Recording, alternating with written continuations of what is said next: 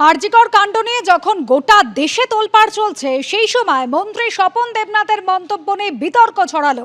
মন্ত্রী বলছেন, আমাদের এলাকার একটি হোটেলে রাতে মহিলারা মদ খেতে যান, এখন থেকে বলে দিয়েছি ওই হোটেলে মহিলারা খেতে যাবেন না।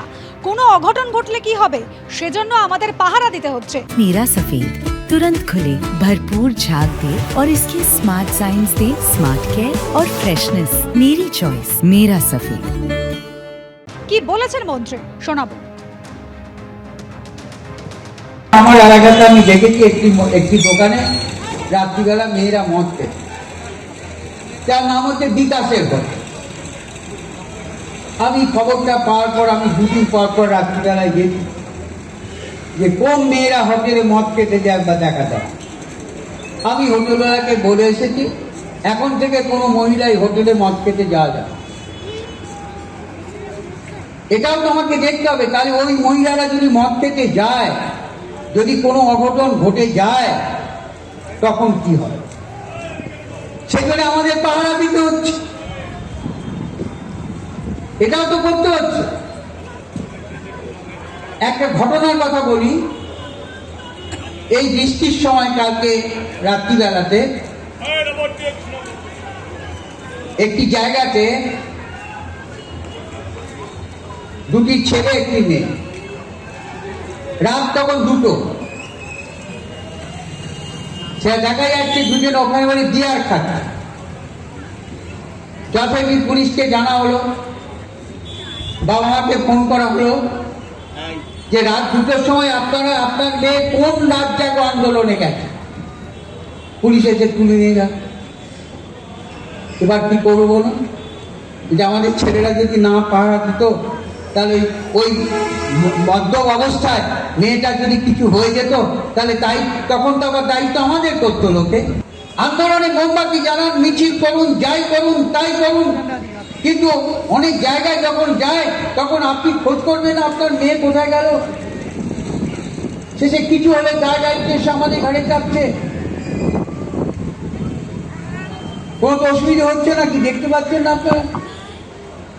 কেউ তো আমরা দেখতে পাচ্ছি টিভিতে, প্রতিবাদ জানিয়ে দিয়ে পরের দিনই বিদেশে বেড়াতে চলে গেল। তৃণমূল সাংসদ সৌগত রায়, তার নিশানায় এবার আন্দোলনকারী জুনিয়র চিকিৎসকরা। যেভাবে পুলিশ কমিশনার, ডিসি নর্থ, স্বাস্থ্য অধিকর্তাকে সরানো হয়েছে, তারপর জুনিয়র চিকিৎসকরা তাদের আন্দোলনকে কটাক্ষ করলেন তৃণমূল সাংসদ সৌগত রায়। তিনি বলছেন, এটা চিকিৎসকদের জয় বলে মনে করি না। কি বলেছেন সৌগত রায়, শোনাব। এই যে আরজিকর কাণ্ডকে ঘিরে যে দেশ জুড়ে তোলপাড়, এবং কার্যত সরকার বাধ্য হলো চিকিৎসকদের দাবি মেনে সমস্ত পদ থেকে সরিয়ে দিতে ব্যক্তিদের, এটা কি বলবেন? না, আমি এটা কত চিকিৎসকদের অ্যাচিভমেন্ট বলে মনে করি না। মুখ্যমন্ত্রী মমতা ব্যানার্জি একটা খুব নরম দৃষ্টিভঙ্গি নিয়েছিলেন। সুপ্রিম কোর্টের পর্যবেক্ষণ সত্ত্বেও চিকিৎসকরা কাজে না যোগ দেওয়ায় উনি কোনো কড়া ব্যবস্থা নেননি, এবং ওদের কথায় 2-4টে ট্রান্সফার করেছেন।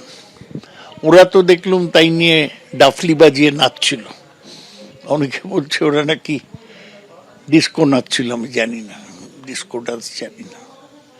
কিন্তু তুমি যদি অ্যাকচুয়ালি দেখো কি হয়েছে, 3-4 জন অফিসার ট্রান্সফার্ড হয়েছে। তারা তো পার্মানেন্ট চাকরি করে গভর্নমেন্টে, ট্রান্সফার হলে কি হবে, তারা অন্য কোথাও চাকরি করবে।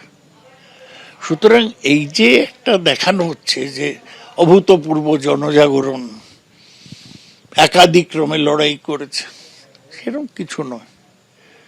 এই হাউস স্টাফরা, জুনিয়র ডাক্তাররা 1 বছর পরে হাউস স্টাফ থাকবে না, তখন ওদের কথা তো জেলা সিএমওই শুনবে না।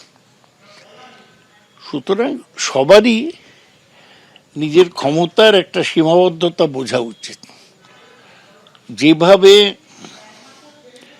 জুনিয়র ডাক্তাররা 2 দিন বৈঠক ভেঙে দিয়ে মুখ্যমন্ত্রীকে অপমান করেছে, এটা আমাদের গায়ে জ্বালা ধরেছে। আমরা তো তৃণমূল কংগ্রেস করি, কয়েকটি নাবালক নাবালিকা তারা নিজের মনে করছে যে তারা বিন্দ্রানওয়ালা হয়ে গেছে, বিরাট বিপ্লবী।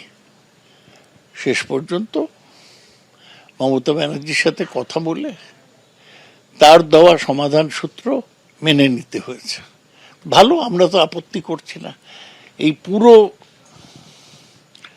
আন্দোলনের পর্যায়ে আমাদের দলের নির্দেশ ছিল যে কেউ কোনো রকম মন্তব্য করবে না। আমরা করিনি, যদিও আমাদের গায়ে জ্বলছিল। আমরা জুনিয়র ডাক্তারদের বিরুদ্ধে কোনো তির্যক মন্তব্য করিনি, করার অনেক সুযোগ ছিল। তাই ভালো যে শেষ হয়েছে, জুনিয়র ডাক্তাররা ফিরে যাক, এদের আর অল্প দিনই আছে, তারপর তো আবার ওর হয় পাড়ায় একটা চেম্বার করে বসতে হবে, নয় এবার পোস্ট গ্রাজুয়েটের জন্য বছরের পর বছর চেষ্টা করতে হবে। সুতরাং ওরা বাস্তবটার সম্মুখীন হবে।